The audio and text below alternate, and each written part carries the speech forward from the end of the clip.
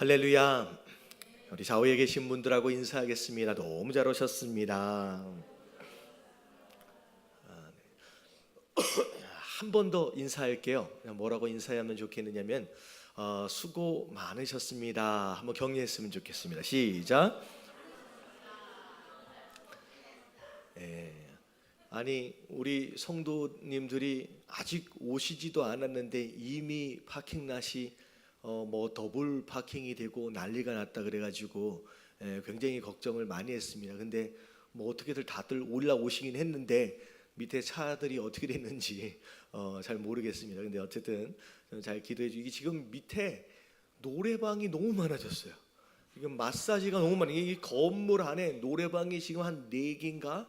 그럼 마사지가 한 4개인가 그래가지고 거의 우리가 소돔과 고모라의 그 한 중심에 와 있는 그런 느낌이. 근데 원래는 안 그랬는데 이게 저녁 때 영업을 하는 팀들이 들어오니까 주일날에는 그나마 다행인데 낮에는 이 수요일날 금요일날 점점 파킹하기가 좀 어려워져 가고 있습니다. 그래서 이 문제를 또 어떻게 해결해야 될지 고민 중에 있는데 혹시 좋은 아이디어가 있으면 좀 알려주시면 좋을 것 같아요. 자, 혹시 이거 지금 다 받으셨을 것으로 이제 생각이 되어집니다. 볼펜이 없으신 분들은 빨리 표시를 하셔서 볼펜을 다 받으시면 좋을 것 같고요.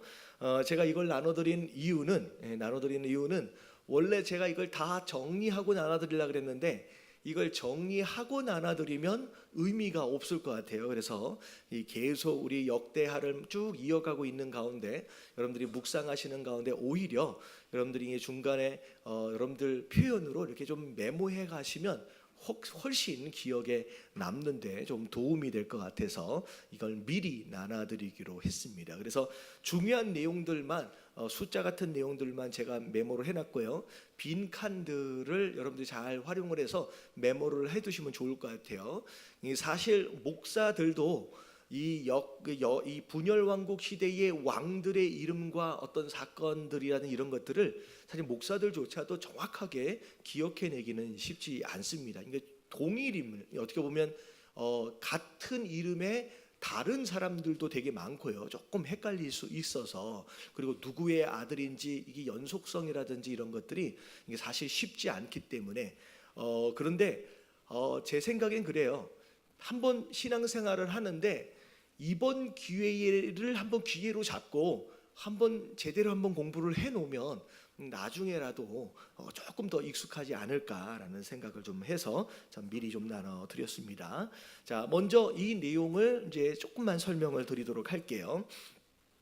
아마 칼라로 좀 이제 표시가 되었을 것 같은데, 자, 왼쪽의 컬럼은 이 남유다의 왕의 이름이들이 쭉 나와 있습니다. 그래서 앞장 뒷장으로 나눠졌어서 남유다는 몇 명의 왕이에요? 앞에 10명의 왕, 뒤에 10명의 왕에서 20명의 왕이 이제 들어서게 되고요. 자, 오른쪽에 있는 컬럼이 이제 북이스라엘 왕입니다. 근데 여기 왕 이름들마다 별표가 쳐 있는 데가 있어요. 그리고 같은 색깔로 묶여져 있는 데가 있습니다. 그래서 이 별표가 표시되어져 있는 이 왕은 어떤 왕이냐면 한마디로 반란을 일으켜서 왕권을 가져온 첫 번째 왕이다라고 생각하시면 돼요. 그리고 같은 색깔로 나와 있는 그 밑에 왕은 그 사람의 아들이 이제 왕이 되어지는 겁니다. 그래서 색깔이 한 2묶음씩 3묶음씩 이렇게 돼 있잖아요. 여로보암 같은 경우는 나답까지, 그러니까 이게 여로보암 왕조가 되는 거죠. 그리고 바하사가 이제 이 나답을 살해하면서 자기가 왕권을 가지고 오고 그 밑에 엘라가 왕조를 이어받게 되고, 그리고 시므리가 이제 반란을 일으켜서 잠깐 왕이 됐는데 7일 만에 반대되는 세력 때문에 스스로 불에 뛰어들어서 이제 자살을 하게 되는 거로 7일 천하. 이게 이제 한 왕조라고 하면 왕조일 수 있지만 7일 동안. 오므리가 좀 제법 길어요. 오므리, 아합, 아하시야, 요람 이렇게 해서 네 명의 왕이 서로 이어가면서 왕조를. 그래서 이제 별표 표시되는 거. 그래서 북이스라엘은 몇 명의 왕조가 있었냐면 이제 9개의 왕조로 돼 있다라고 생각하시면 되겠습니다. 자, 중간에 이름이 이렇게 열왕기 상하나 역대하나 이런 내용들을 볼 때 조금 다르게 표기되어 있는 부분들이 있어서 다른 이름들을 이렇게 제가 가로를 쳐가지고 안에 넣었고요. 중간중간 제가 설교를 하다가 이제 기억할 만한 내용들이 있으면 여기에다가 이제 여러분들이 이제 메모를 해서 넣으시면 될 것 같습니다. 자, 그리고 몇 년 중간에 이렇게 나와 있잖아요. 이게 통치를 했던 기간이 이 가운데 컬럼에 있는 이 숫자라고 생각하시면 되고요. 그리고 성경에 기록되어진 것으로 인하여서 몇 살에 즉위 되었는지, 몇 살에 왕이 되었는지에 대한 기록이 있는 왕들은 제가 특별히 남유다 같은 경우에 즉위 되어진 이 나이를 제가 기록을 해놨습니다. 근데 이 북이스라엘은 이제 몇 살에 즉위되었는지에 대한 표시가 없어서 이제 빈칸으로 남겨져 좀 있죠. 자, 그런 가운데 남유다 같은 경우는 7번째 왕은 색깔을 다르게 좀 표시를 했어요. 이게 아달랴인데 이거는 이제 다윗의 왕조가 아니에요. 다윗 왕조가 아니라서 여기 아합의 딸이 이쪽으로 들어왔기 때문에 제가 이제 색깔을 다시 이제 표시를 했습니다. 자, 그래서 다른 내용들은 그렇게 아시면 될 것 같고요. 자, 오늘 말씀을 제가 이제 시작하기 전에 그동안 있어졌던 내용들을 쭉 한번 설명을 드리면서 여러분들이 지금 이 시간에는 여기 안에다가 빈칸에다가 빠르게 여러분들이 메모를 해서 기억하실 수 있도록 넣으시면 좋을 것 같아요. 자, 솔로몬 다음에 왕이 된 사람이 자, 왼쪽 남유다의 첫 번째 왕 르호보암이었습니다. 자, 르호보암이 왕이 되고 자, 왕이 되었는데 자, 여로보암이 르호보암을 반역하는 것으로 말미암아 북이스라엘이 생긴 거예요. 자, 이 북이스라엘이 생기면서 이 이스라엘이 둘로 나누어지게 되는 계기가 무엇이었는지, 자, 르호보암이 잘못된 판단을 한 것으로 말미암아 결국 분열 왕국의 계기를 마련하게 됐죠. 자, 르호보암은 우상 숭배한 사람입니다. 여러분 이게 굉장히 중요해요. 우상 숭배한 사람이었고 심지어 이 성경에 기록되어진 것을 보면 심지어 남색하기도 했다 그랬어요. 남색하는 것이 이 유다 땅에 굉장히 많이 있었다. 남색은 남자들끼리 성관계를 하는 그런 이제 도덕적이고 성적인 타락이 있어졌던 시대가 르호보암입니다. 자, 르호보암 때 자, 그렇게 우상 숭배하다가 자, 어떤 일이 벌어졌냐면 애굽에서 공격해 오는 것으로 말미암아 가지고 있는 모든 것들, 궁궐 안에 있는 것들, 성전 안에 있는 것들까지도 다 약탈을 당하게 되는 그런 사건이 르호보암 때 있었죠. 자, 그리고 자, 그 르호보암이 왕으로 있을 당시에 자, 반역하고 10개의 지파와 더불어서 북이스라엘을 꾸렸던 이 여로보암도 똑같이 우상 숭배했던 사람입니다. 특별히 좀 특징들 가운데 하나가 뭐냐면 예루살렘 성전이 이 남유다에 있는 것으로 인하여 자꾸 백성들이 밑으로 내려가니까 그것을 막기 위해서 베델이라고 하는 지역과 단이라고 하는 지역에 두 개의 뭘 만들었냐면 금송아지를 만들어서 그것이 마치 여호와 하나님인 것처럼 섬기도록 했던 그런 왕이 이 여로보암 왕이에요. 여로보암. 자, 그리고 또 특징들 가운데 하나가 뭐냐면 당시에 있었던 제사장들과 레위 지파 사람들을 전부 다 파면을 시키고 그리고 남유다로 다 전부 다 쫓아냈을 뿐만이 아니라 자, 심지어 그들의 하나님을 섬기는 자들로 돈을 가지고 오고, 그러니까 어떻게 보면 송아지하고 염소만 가지고 오면 그냥 제사장의 직분을 주는, 그러니까 돈을 가지고 이제 직분을 사고 파는 그런 일들까지 이 여로보암 당시에 있었습니다. 자, 그리고 여로보암은 이스라엘이 자꾸 유다를 향하는 어떤 동경하는 마음들이 없도록 하기 위해서 전혀 이제 어떻게 보면 비슷한 시기에 다른 절기들을 만들어서 6월절이나 이런 게 아니라 다른 이름의 절기들을 만들어서 이제 그들의 하나님을 섬기도록 했던 것이 여로보암이었습니다. 여로보암은 제법 좀 긴 시간을 좀 다스리게 되죠. 자, 남유다로 와서 자, 르호보암 다음에 아비얌이 지금 왕이 되는데, 자, 이 사람도 특징 중에 하나가 뭐냐면 이 아비얌도 우상 숭배했던 사람이에요. 자, 우상 숭배. 자, 그리고 우상 숭배했는데, 자, 이 아비야가 왕으로 다스리고 있었을 당시에 북이스라엘에서 전쟁을 걸어왔어요. 북이스라엘에서. 근데 북이스라엘에서 몰고 내려온 군사의 숫자가 80만 명, 남유다에서 준비한 군사의 숫자가 40만 명. 그러니까 2대1로 굉장히 열악한 상황이었음에도 불구하고 이 아비야가 역대하에 보니까 백성들과 함께 기도했더니, 비록 우상 숭배했던 왕이었음에도 불구하고 하나님께 기도했더니 그 기도에 어떻게 하셨어요? 하나님이 응답하심으로 말미암아 이 북이스라엘을 이길 수 있도록 도와준 사건. 자, 이게 아비야 그 당시에 있었던 이제 상황입니다. 자, 그리고 나서 그 다음 3번을 보면, 자, 누가 왕이 돼요? 자, 아사가 왕이 되는데, 아사는 색깔이 좀 따로 칠해져 있어요. 이 사람은 선한 왕들 중에 속해 있습니다. 우상 숭배하지 않고 종교를 개혁하려고 나름대로 열심을 냈던 사람이었죠.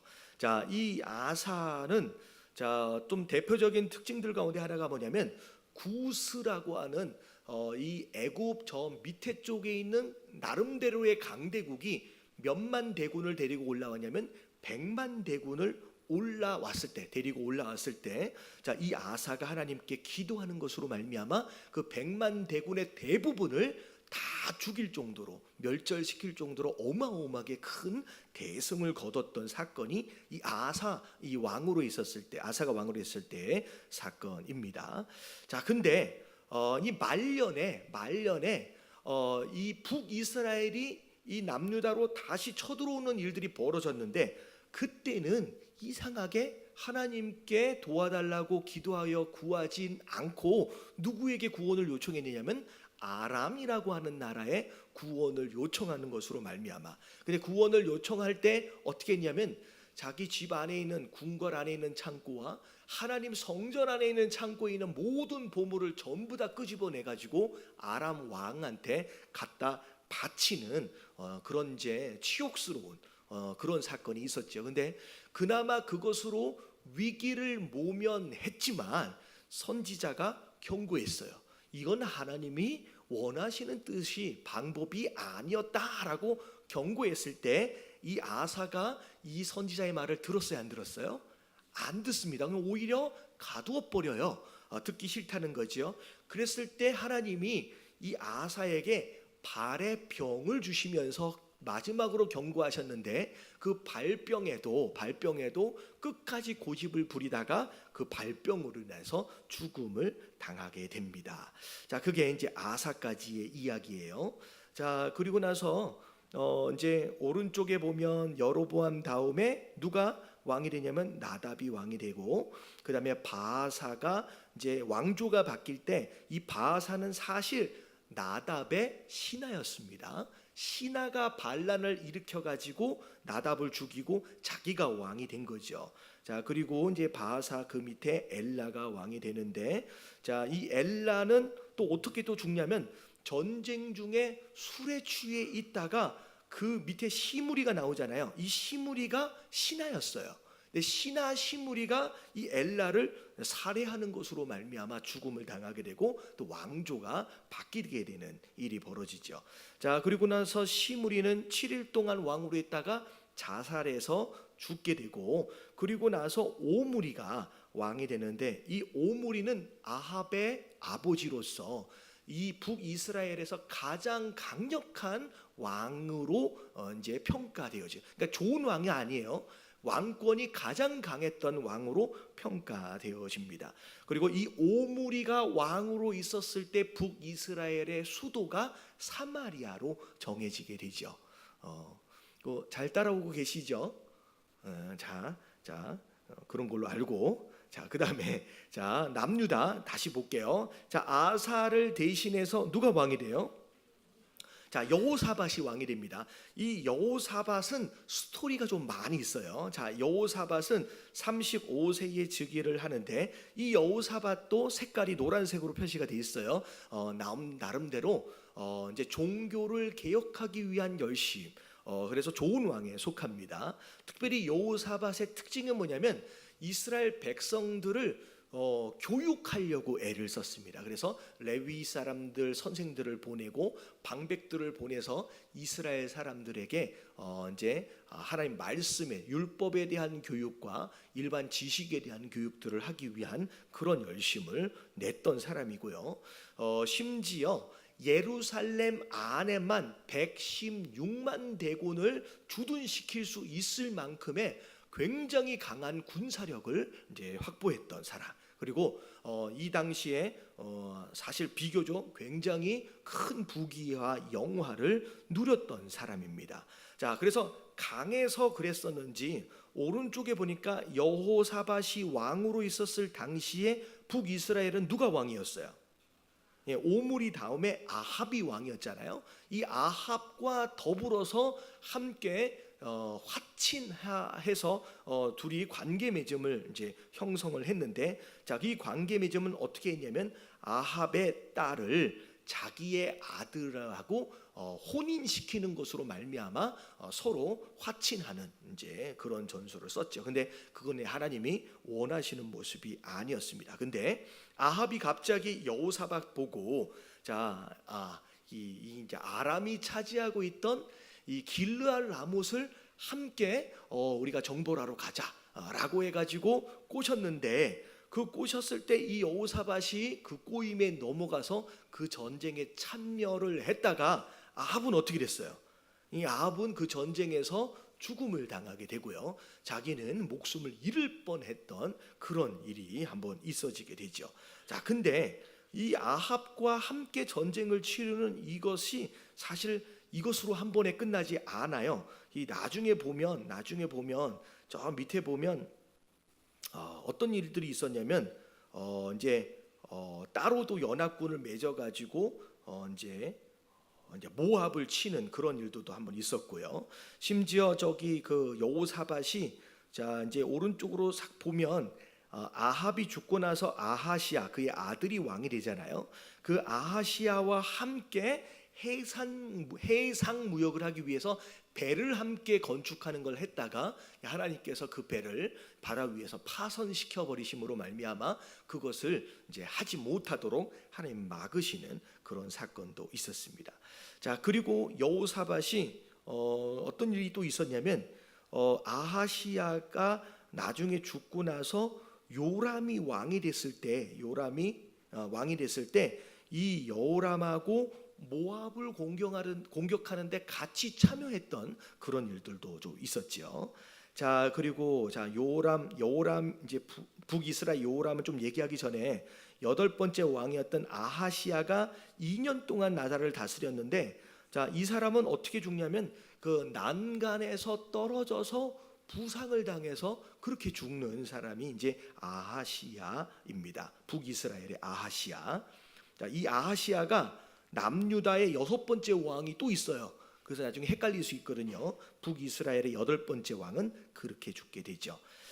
그리고 나서 여호람, 남유다의 5번째 왕이에요. 여호람이 왕이 되었을 때 32살에 즉위를 하는데, 여호람의 아내 이름이 누구예요? 아달랴예요. 아달랴. 이 아달랴는 아합의 딸입니다. 그래서 이 아내의 영향을 받아서 이 여호람은 악한 왕이에요.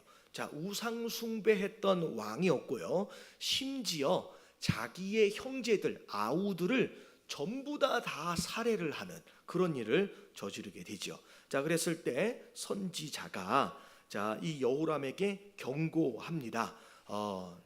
네가 지금 가지고 있는 모든 재산, 그리고 아들과 그 이제 아내들까지도 전부 다 죽음을 당할 것이다. 다 빼앗김을 당할 것이다라고 이제 경고를 받았었는데, 자, 그럴 때 회개하지 않죠. 결국은 경고했던 대로 창자의 병이 생겨가지고 그 병으로 말미암아 2년 동안 앓다가 죽게 되어지는 사람이 이 여호람입니다.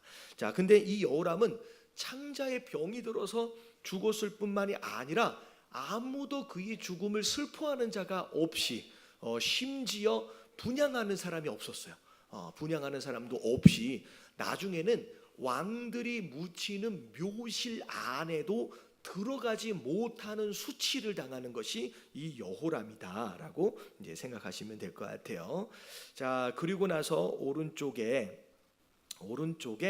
요람이라고 하는 사람, 이제 성경에 보면 여호람이라고도 좀 얘기하고 이 이름이 좀 비슷하잖아요. 그래도 막 헷갈리는데, 자, 여호람은 어떤 일이 있었냐면, 자, 왼쪽에 남유다가 아하시야가 왕으로 있었을 때 이 오른쪽에 요람하고 아까 지금 위에 있던 길르앗 라못을 또 공격하자고 해가지고 또 함께 했다가 거기에 또 실패를 해요. 이 길르앗 라못이라고 하는 이 지역 자체가 이게 굉장히 중요한 지정학적 어떤 요충지였어요. 그래서 그것을 차지하면 이제 북쪽과 남쪽을 서로 연결하는 굉장히 중요한 지역이라서 이걸 자꾸 차지하려고 하는데 계속 실패를 합니다. 이 아람이라고 하는 나라가 이 지역을 다스리고 있었거든요. 근데 이 아하시아와 요람이 함께 해가지고 공격을 했는데 이번에도 실패를 합니다. 자, 그때 이 오른쪽에 북이스라엘 여호람이 거기에서 이제 공격을 하다가 부상을 입어서 이제 북이스라엘로 돌아오게 되는데, 이 아하시아는 간신히 목숨을 구했잖아요. 근데 부상당한 요람을 문병을 갔다가 무슨 일이 벌어지냐면, 북이스라엘의 열 번째 왕 이름이 누구예요? 예후예요. 근데 예후 앞에 무슨 표시가 있냐면 별 표시가 있거든요. 이 별 표시는 반란을 일으켰다는 거죠. 그래서 요람을 향하여 예후라고 하는 사람이 반란을 일으켜서 이 요람을 죽이고, 심지어 문병을 갔던 이 여섯 번째 왕이었던 아하시야까지 거기서 죽임을 당하는 거죠. 문병 갔다가 거기서 죽임을 당해요. 그래서 이 남유다의 7번째 왕하고 북이스라엘의 10번째 왕이 한 줄로 그려져 있어요. 그 이유가 뭐냐면 예후가 아하시야를 죽이면서 예후가 북이스라엘의 왕이 되고 그 다음에 왕이 이제 바뀌게 되는 거죠. 그래서 한 줄로 이제 쭉 지어지게 됩니다. 자, 아하시야가 문병 갔다가 죽자마자 7번을 보니까 누가 왕이 됐어요? 아달랴가 왕이 돼요. 여러분, 이 아달랴는 이 다윗의 후손이 아닙니다. 이거는 이제 아합의 딸로서 아하시야의 어머니였어요. 어머니. 자, 근데 이 어머니가 갑자기 아들이 죽자마자 내가 이제는 왕해야지 라고 하면서 자기가 여왕이 되죠. 자, 여왕이 돼요. 근데 여왕이 되면서 아들의 씨앗들을 전부 다 죽여요. 근데 정말로 하나님의 은혜로 말미암아 그 가운데 딱 한 사람이 살아남는데, 누가 살아났냐면 그 다음에 왕이 되어지는 요아스가 갓난장이었을 때 살아남습니다. 그래서 우리가 오늘 아침까지 생명에서 보아왔던 그 내용이 뭐냐면, 아달랴가 이 남유다의 여왕이 될 때 하나님께서 이 요아스, 이 갓난장이를 어떻게 살리셨는지에 대한 내용이 오늘 아침까지의 말씀이었습니다. 자, 그러면 오늘 말씀까지를 쭉 보고 이제 더 이어서 함께 더 살펴보도록 하겠습니다.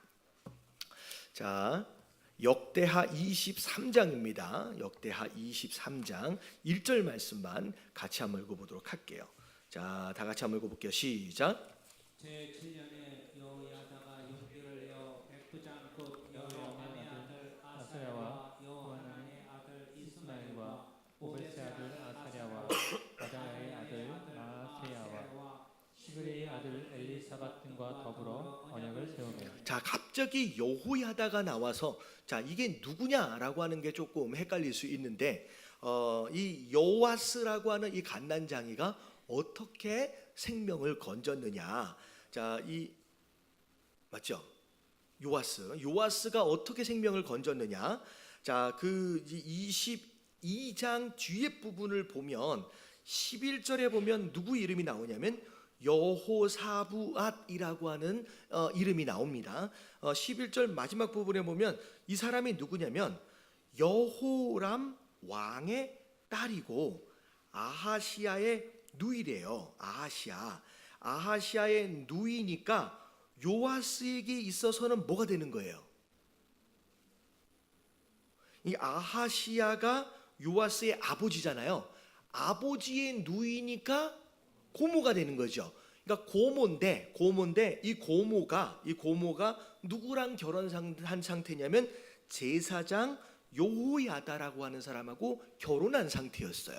그러니까 지금 여호야다는 결국은 이 자기 아내와 이 여호야다가 같이 해서 이 요아스를 살린 거죠. 살린 거예요. 자, 그리고 나서 이 요아스를 살려서 어디에서 이 요아스를 키웠느냐면 성전 안에서 이 요아스를 키워냅니다. 왜냐하면 굉장히 이 어떻게 보면 이 아달랴라고 하는 여왕이 한 명이 없어진 줄 왜 몰랐겠어요. 이 씨들을 다 찾아서 죽이려는데 요아스가 없어졌잖아요. 이 요아스를 찾으려고 애를 썼을 거라는 거죠. 근데 이 요아스가 가장 안전하게 숨을 수 있는 장소는 이 아달랴가 절대 오지 않는 어디? 성전.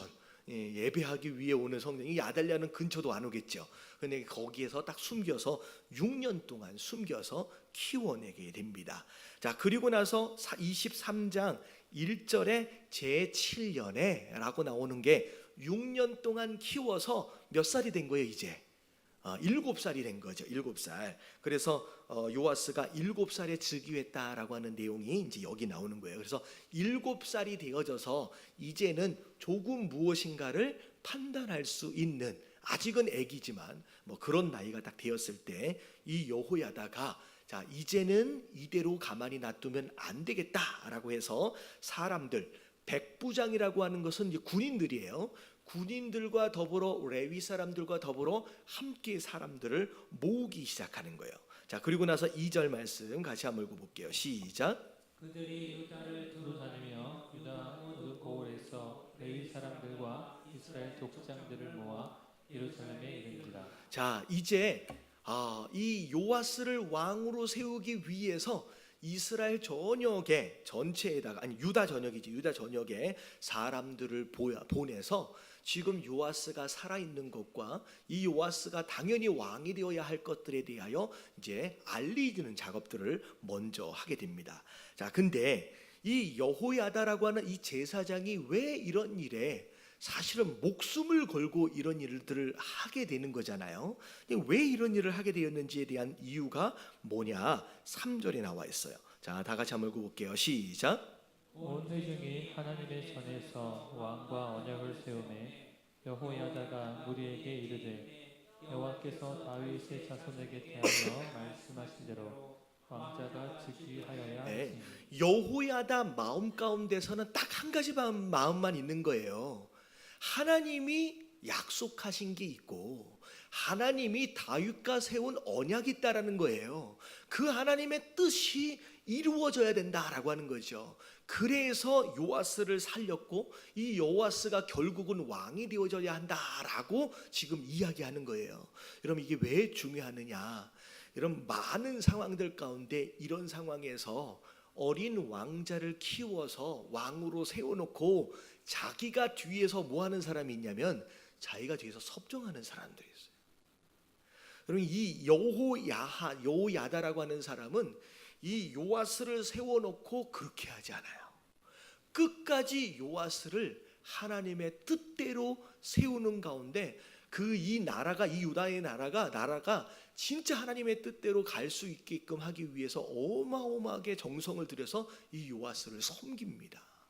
이게 자기의 욕심이 들어가고 자기 뜻이 들어가게 되면요, 여러분 여기에서 다른 길을 갈 수 있다라고 하는 거예요. 그래서 이런 내용들을 보면서 우리가 어떤 일에 대하여서 열심을 내려 하려 할 때 이게 하나님의 뜻을 이루는 것이냐, 아니면 아주 조금이라도 내 욕심을 채우기 위한 것이 있는 것이냐라고 하는 것을 사실 분별할 필요가 있어요. 여러분, 하나님의 뜻을 가장하여 자기 욕심을 채우려는 이런 마음이 있으면 비록 아무리 열심을 내도 이건 하나님께서 기뻐하시는 뜻이 아니다라고 하는 거예요. 여러분, 끝까지 이 여호야다가 그런 욕심에 사로잡히지 않음으로 말미암아 끝까지 정말로 열심히 섬겼던 것처럼 여러분, 우리 안의 욕심을 걷어내시고 진짜 정말로 하나님의 뜻만이 이루어질 것을 위해서 우리가 열심을 낼 수 있는 저와 여러분들 되시길 주님의 이름으로 축원합니다. 그리고 또 중요한 건 뭐냐면 그런 거예요. 여러분, 이 요아스를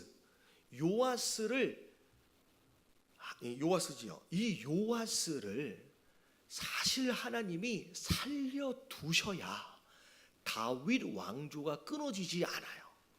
요아스까지 죽어버리면 하나님은 어떤 하나님이 돼버리냐면 약속을 지키시지 못한 하나님이 돼버려요. 그럼 어떻게 쓰든 하나님이 요아스라고 하는 사람을 하나님이 살리시려고 하나님이 하실 거라는 거예요. 근데 그 하나님의 뜻을 이루기 위해서 누가 쓰임을 받은 거예요? 이 여호야다라고 하는 사람과 그 부인이 쓰임을 받게 된 겁니다. 저는 이런 내용들을 통하여서 그런 생각을 했어요.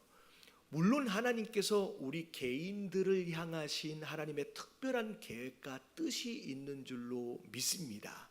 근데 우리가 더 성경적으로 접근하여 다시 설명을 하면 하나님이 우리 개인들을 향한 뜻과 계획과 섭리가 있기도 하지만 반대로 하나님은 그분의 뜻을 이루기 위해서 우리가 그 뜻 안에 참여하기를 기대하고 계신다는 거예요.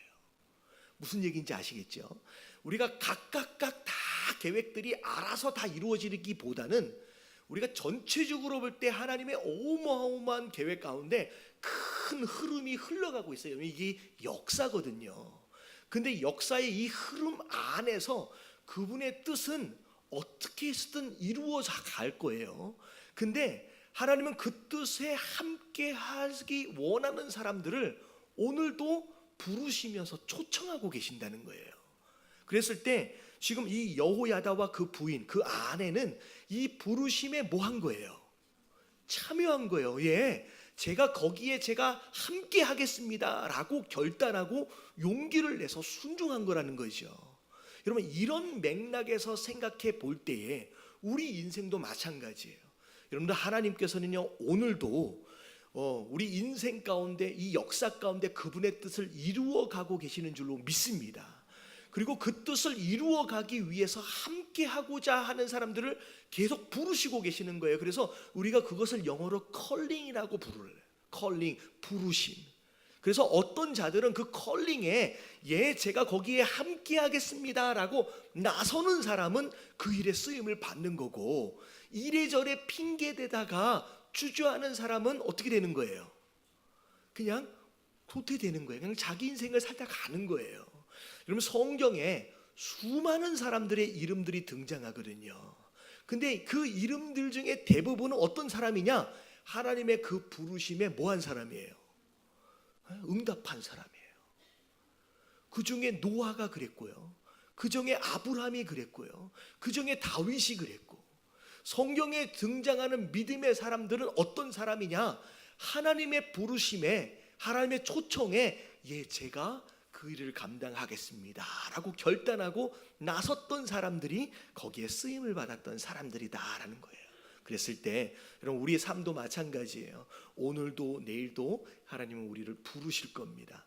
여러분, 그 부르심을 들을 줄 아는 사람, 그리고 하나님을 억지로 내 인생에 끌어들여서 내 무엇인가를 이루어주는 그런 하나님으로 이용하는 게 아니라 우리가 그 하나님의 일에 뭐 하는 사람이 되어야 돼요? 참여하는 사람. 여러분 그런 사람이 되어질 수 있는 저와 여러분들 되시길 주님의 이름으로 축원합니다. 그래서 여러분 신앙과 종교는 거기에서 분별이 가는 거예요. 여러분 종교는 뭐예요? 그냥 내 인생에 내가 세운 계획이 있는 거예요. 그리고 그 계획대로 이루어줄 만한 누군가가 필요해요. 그래서 그 누군가를 끌어들이는 거예요. 여러분 이건 다 종교예요. 이게 다 기복신앙이에요. 근데 이 신앙은 그런 게 아니에요. 누가 계획을 세우세요? 여러분 우리가 계획을 세우는 게 아니에요. 여러분 그분이 세운 계획이 있어요. 그분이 하신 약속이 있어요. 그분이 우리를 부르시는 거예요. 우리가 하나님을 불러서 끌어당기는 게 아니라 그분이 우리를 부르시는 거고 우리는 뭐 하면 되는 거예요? 그분의 계획 안에 참여하여 들어가서 그분과 함께 그분의 뜻을 이루어드리는, 여러분 이게 진짜 신앙이다라고 하는 거. 여러분 종교와 신앙의 여러분 차이를 분명히 구분할 줄 아는 저와 여러분들 되시길 주님의 이름으로 축원합니다. 그래서 이 여호야다와 이 아내가 목숨을 걸고 그 하나님의 부르심에 쓰임을 받아요.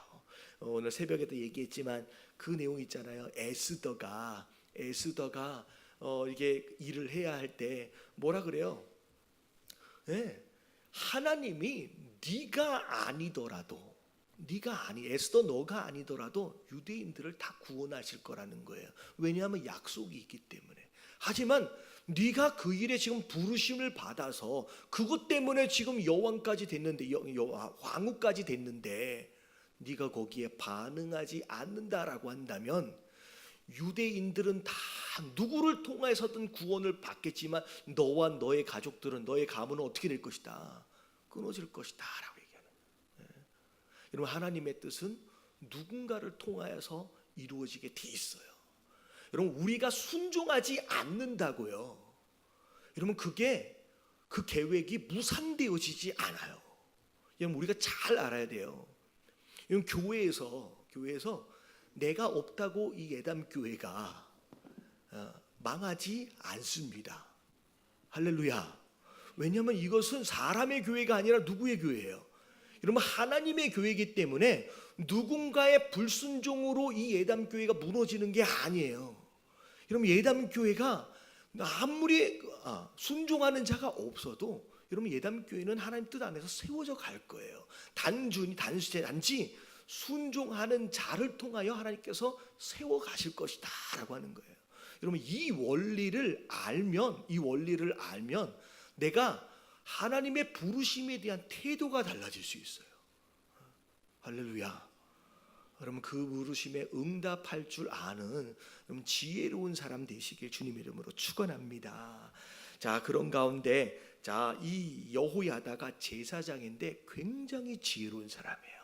그래서 갑작스럽게 일을 벌이지 않고 유다 전역의 사람들을 보내서 이 요아스가 왕이 될 수 있도록의 배경을 막 만들고요. 그리고 이거는 내 욕심이 아니라 진짜 하나님의 뜻이 이루어지기 위해서 반드시 이루어져야 된다라고 하는 이야기를 계속 해내게 됩니다. 자, 그리고 나서 4절 5절에 보니까 이게 예루살렘 성전과 왕이 살고 있는 궁궐과 서로 연결이 돼 있어요.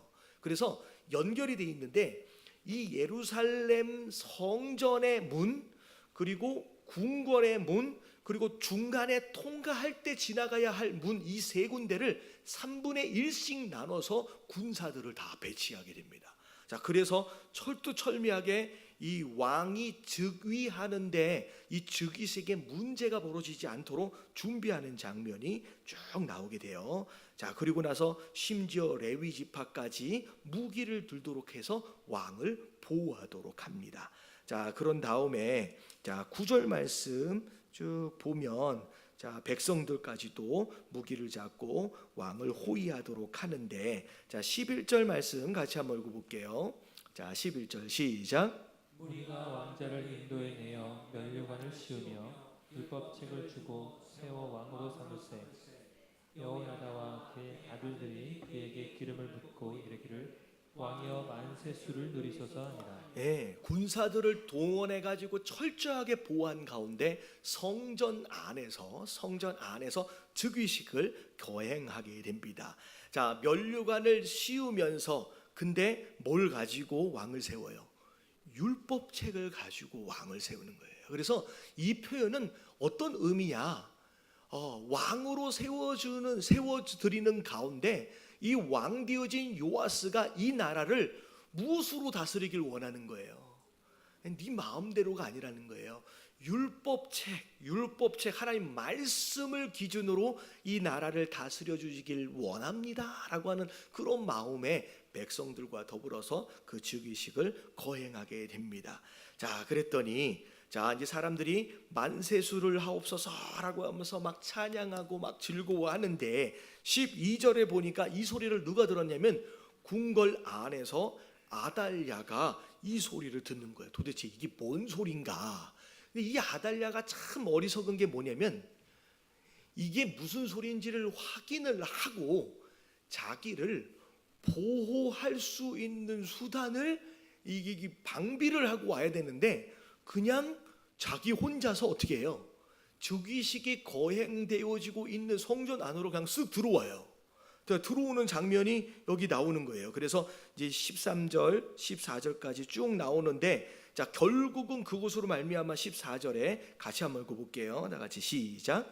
제사장 여호야다가 군대를 거느린 백부장들을 불러내어 이르되 반열 밖으로 몰아내라. 그를 따르는 자는 칼로 죽이라 하니 제사장의 이 말은 여호와의 전에서는 그를 죽이지 말라 하니라. 예, 어마어마한 폭정으로 나라를 다스렸던 이 아달랴 정말로 어이없게 그냥 자기 맨몸으로 와가지고 구경하다가 그냥 그 자리에서 끌려 나가서 어떻게 돼요? 성전 밖에서 죽임을 당하게 됩니다. 그래서 이 아달랴가 불과 몇 년 만에 7년 만에 그 여왕의 자리를 해서 이제 쫓겨나 이제 죽임을 당하게 되고 드디어 이제 요아스가 7살에 이제 왕이 되어지는 장면이 이렇게 나오게 되죠. 자, 그런 가운데 자 17절에 보니까 이 여호야다가 요아스와 더불어서 함께 했던 일이 무엇이었느냐? 17절 같이 한번 읽어볼게요. 시작.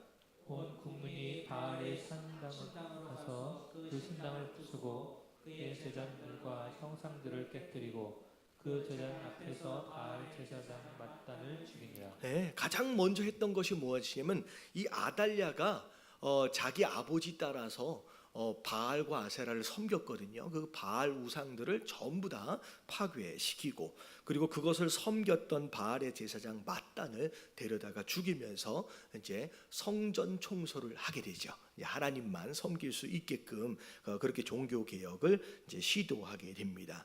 자, 그리고 나서 자 이제 20절, 21절 쭉 한번 읽어볼게요. 시작. 백부장들과 존귀한 자들과 백성의 방백들과 그 땅의 모든 백성을 거느리고 왕을 인도하여 여호와께서 윗문으로부터 왕궁에 이르러 왕을 나라 보좌에 앉히매 그 땅의 모든 백성이 즐거워하고 성중이 평온하더라. 아달랴를 무리가 칼로 죽였더라. 예, 결국은 이 요아스가 왕자에 앉는 것으로 말미암아 이 유다의 나라 가운데 뭐가 임했냐면 즐거움과 평온함이 임했다라고 하는 거죠. 그래서 결국은 그거예요.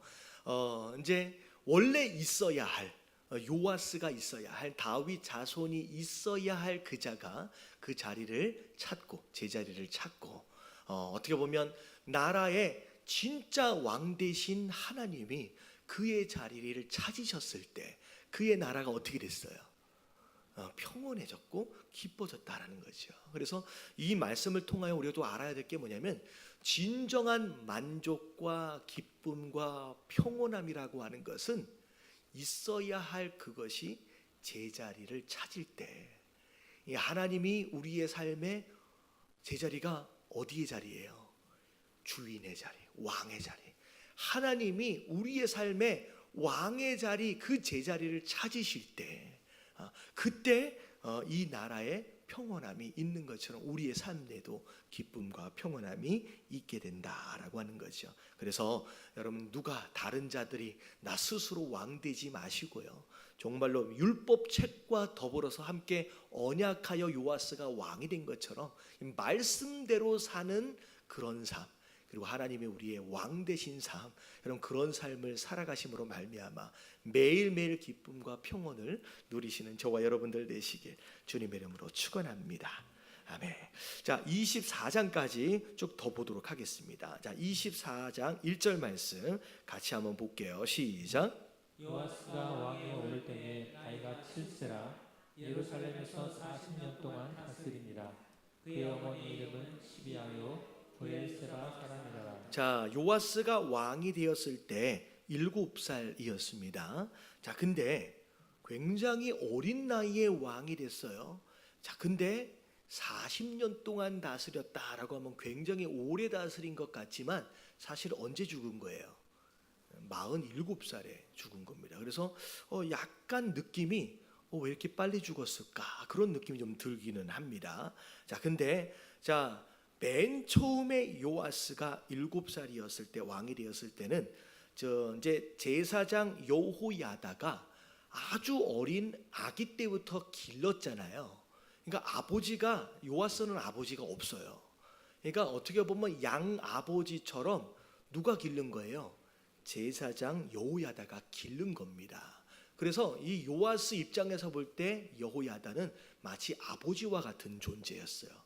그래서 이 여호야다가 너무 순수하고 정직했기 때문에 요아스가 나라를 다스릴 때 진짜 잘 다스릴 수 있도록 잘 보필을 해 주었고, 어찌 보면 7살 때까지 사실은 이제 사무엘이 성전에 자랐던 것처럼 나름대로 말씀 가운데 이 여호야다가 잘 가르쳐 줬던 것 같아요. 그래서 자, 이제 2절을 보니까 제사장 여호야다가 세상에 사는 모든 날에 요아스가 여호와 보시기에 정직하게 행하였다라고 나와 있어요.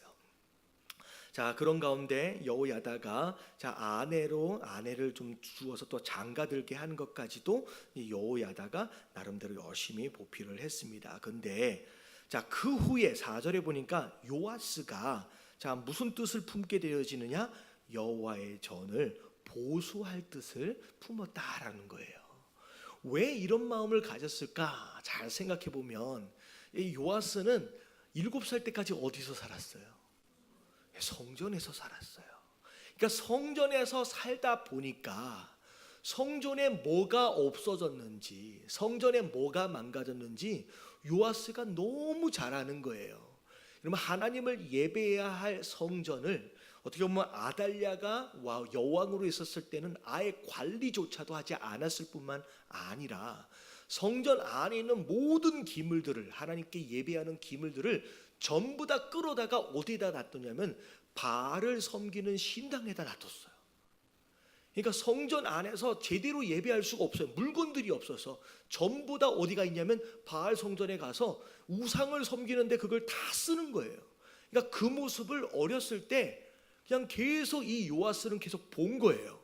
성전이 이러면 안 되는데, 예배를 드릴 때마다 뭐가 없고 뭐가 부서져 있고 이것을 계속 보다 보니까 이 요아스 마음 가운데 이 성전을 이대로 내버려두면 안 되겠다라고 하는 마음이 드는 거예요. 여러분, 이게 성전을 사랑하는 요아스의 마음입니다. 여러분, 이게 뭐냐면 여러분 그런 거예요. 오랫동안 여러분이 성전에 있어 왔기 때문에 그게 보이는 거예요. 여러분, 지나쳐가는 사람들이 이게 안 보여요. 거기에 계속 머물고 거기에 함께하고 그것으로 인하여 사랑하는 마음이 있는 자들에게는 이게 이제 보이기 시작하는 거죠. 결국은 이걸 고쳤으면 좋겠다라고 해가지고 여호야다에게 이야기를 했는데 아무리 이야기를 해도 이게 진전이 안 되는 거예요. 아무리 기다려도 아무것도 진행이 안 되는 거예요. 그래서 나중에 알고 보니까 수리하고는 싶은데 모자란 것들 채워놓고 싶은데 뭐가 없는 거예요. 지금 돈이 없는 거예요. 돈이 없는 거예요. 그러니까 얼마나 이 아달랴가 여왕으로 했을 때 얼마나 다 써버렸는지 남는 돈이 없는 거예요. 그래서 성전을 수리할 만한 돈이 없어서 진행이 안 되는 거예요. 그래서 아이디어를 한 게 뭐냐면 성전 앞에다가 궤를 뒀다는 거예요. 궤를 뒀다. 그래서 누군가에게 이 성전을 수리하기 위해서 필요한 것들을 헌금합시다 라고 했더니 자, 어떤 일이 벌어졌어요? 백성들이 거기에 기뻐하는 마음으로 참여를 하게 됩니다. 그래서 일주일이 지나니까 너무 차가지고 또 갖다 쓰고 또 갖다 쓰고 해가지고 결국은 모아 기쁨으로 거둬들여진 그 헌금으로 말미암아 성전이 다 수리되었고, 심지어는 뭐가 있어요? 14절에 보니까 공사를 마친 후에 뭐까지 있어요? 남은 돈까지. 그래서 그것으로 전에서 쓸 수 있게끔 그릇들을 마련하고 하는 일들에 다 이렇게 했다는 거죠. 자, 그리고 나서 14절 이제 끝까지 한번 읽어볼게요. 거기까지 볼 텐데, 자, 다 같이 시작. 공사를 마친 후에 그 남은 돈을 왕과 여호야다 앞으로 가져왔으므로 그것으로 여호와의 전에 쓸 그릇을 만들었으니 그 성도 제사 드리는 그릇이며 또 숟가락과 굽는 그릇들이라. 여호야다가 세상에 사는 모든 날에 여호와의 전에 항상 번제를 드렸더라. 그래서 결국은 온전히 예배를 드릴 수 있도록을 위해서 요아스가 성전을 수리하고, 자, 모자란 것들을 다 집어넣으면서 그렇게 예배를 회복하려고 애를 썼던 것이 요아스의 시도였습니다. 이런 내용들을 보면서 하나님 앞에서 그래도 나름대로 선한 왕이다라고 평가되어지는 왕들의 특징들, 공통적인 특징들을 보면 무엇을 먼저 했냐면 예배, 다시 말하면 온전히 하나님께 예배를 드릴 수 있는 환경을 만들어내기 위해서 굉장히 열심히 노력했던 모습들을 보게 되는 거예요. 그래서 나라의 회복은 영적 회복서부터 시작이 되는 거. 그럼 다윗도 그랬고요, 솔로몬도 그랬고요, 아까 지금 우리가 살펴봤던 아사도 그랬고, 또 누구도 그랬어요. 여호사밧도 그랬고, 선한 왕으로 평가받는 사람들은 전부 다 하나님께 예배를 온전히 드리도록 하기 위해서의 노력들을 많이 하게 됩니다. 그래서 우리도 마찬가지예요. 우리의 삶의 회복은 무엇에서부터 시작돼요? 예배로부터 시작됩니다. 그래서 눈에 보이는 성전 이것도 잘 관리하고 이제 정돈해야 될 필요가 있겠지요. 하지만 어떻게 보면 영적인 의미에서 볼 때 우리 안에 우리가 잘 돌아보지 않는 가운데 무너지고 부서진 우리 마음의 성전들이 있을 수가 있다라고 하는 거죠. 그래서 이런 성전들을 우리가 잘 보수하는 것으로 말미암아 진짜 하나님 앞에 온전한 예배를 드림으로 인하여서 정말 하나님께서 기뻐하시는 그런 삶을 사실 수 있는 저와 여러분들 되시길 주님 이름으로 축원합니다. 자, 이제 마지막으로 한 가지 더 말씀을 드리면, 자, 여기 말씀 중에서 2절 말씀, 24장 2절 말씀에 보면 마음이 딱 걸리는 그 표현이 있어요. 2절 말씀을 보면, 자, 다 같이 한번 읽어볼게요. 시작. 제사장 여호야다가 세상에 사는 모든 날에 요아스가 여호와 보시기에 정직하게 행하였으니 자, 요아스라고 하는 왕이 하나님 보시기에 정직하게 행하였는데 언제까지예요? 여호야다가 세상에 사는 모든 날 동안이에요.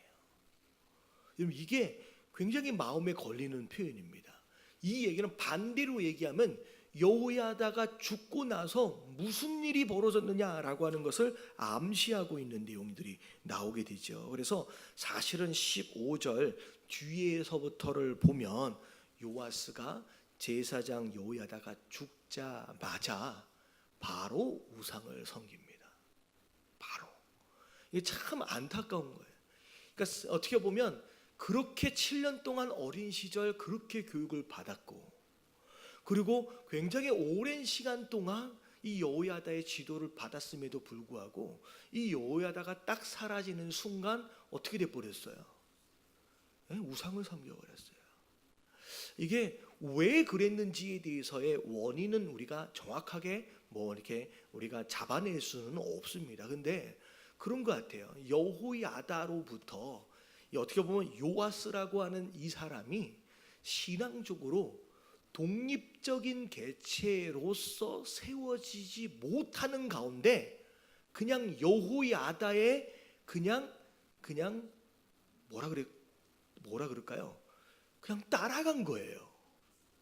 그러니까 우리 이게 자녀 교육을 할 때 굉장히 중요한 의미일 수 있을 것 같아요. 우리 아이들을 가르칠 때 특별히 신앙 교육을 가르칠 때 딱 초등학교 때까지인 것 같아요. 예전에는 한 중학교 때까지만 해도 부모님이 교회 가자 그러면 따라왔어요.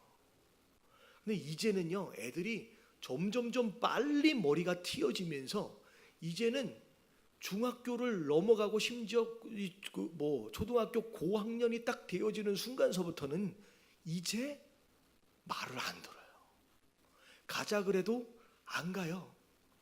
여러분, 이게 굉장히 참 어려운 건데, 여러분, 이 어린 시절에 스스로 하나님을 만나고 스스로 하나님을 예배할 수 있는 독립적인 영적 개체로 세워주는 것 자체가 이게 얼마나 어려운 것인지, 그렇게까지 했는데 요아스가 배신해버리는 이런 모습들을 보면서 참 우리의 자녀들을 교육함에 있어서 이게 참 숙제인 것 같아요. 여러분, 이 밤에 좀 기도하실 때, 하나님, 여기 자녀들 있잖아요. 하나님, 지금 애들이 지금 여기 와서 따라와 있거든요. 이게 언제까지라고 하는 보장이 없어요. 이게 참 은혜인 것 같아요. 하나님, 정말 우리 아이들 내가 최선을 다하여 기도하면서 이 아이들이 정말로 신앙인으로서 자라가기를 위해서 지금도 기도하고 있는데, 하나님, 이게 내 노력으로 되는 게 아닌 것 같습니다. 하나님, 은혜가 필요합니다. 여러분, 위에서 이 밤에 좀 기도했으면 좋겠습니다. 그래서 얘네들이 중학교를 가든 고등학교를 가든 대학교를 가든 정말로 진짜 자기 신앙을 가지고, 부모에게 보이기 위한 신앙에서 벗어나서 자기 신앙을 가지고 스스로 하나님을 예배하고 스스로 말씀에 순종할 수 있는 영적인 존재들이 될 수 있도록 하기 위해서 여러분 기도해야 될 줄로 믿습니다. 그리고 아마 여기 계신 분들 가운데, 목사님, 어렸을 때는 왔는데요, 지금은 교회를 가자 그래도 안 와요. 이미 너무 멀리 가버린 자녀들이 있을 수가 있어요. 근데 여러분, 포기하지 마십시오. 포기하지 마시고, 여러분, 어렸을 때 여러분 길러준 사실 그것이 결정적인 순간 돌아올 수 있는 또 계기가 되어질 수 있습니다. 그래서 하나님, 이 아이들이 지금은 좀 멀리 가 있는 것 같고 엉뚱한 곳에 있는 것 같지만, 하나님, 여러분 기도를 포기하지 마시고 결국은 돌아와서 여러분 하나님을 스스로 예배할 수 있는 하는 그런 이제 신앙인들이 될 수 있도록 해달라고 여러분 기도하시면 좋을 것 같아요. 할렐루야.